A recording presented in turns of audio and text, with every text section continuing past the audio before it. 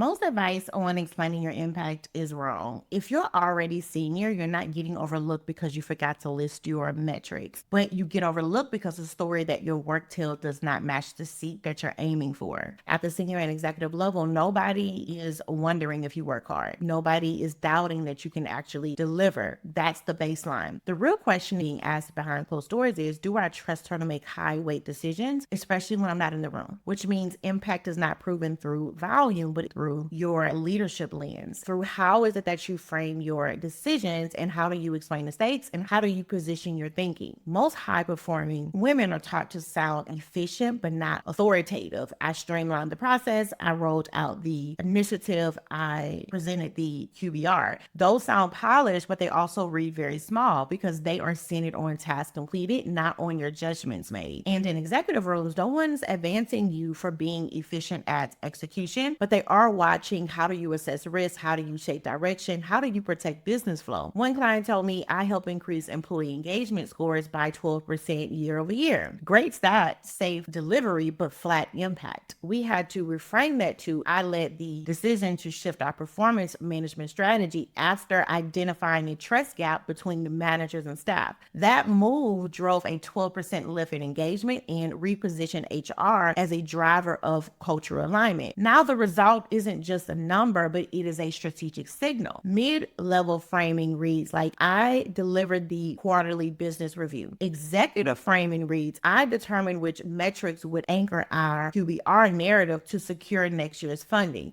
Executive framing reads, I rebalance vendor spend to de-risk supply chain exposure in APAC. One completes the task, the other steers the business. Please remember, in executive roles, they are not asking, can she do the job? They want to know, will she protect the business in the right ways? And if your language never reveals your judgment, you will automatically disappear into execution. So stop focusing on explaining what you did and start framing your work as proof of readiness for what's next. And that has nothing to do with your resume. That's positioning.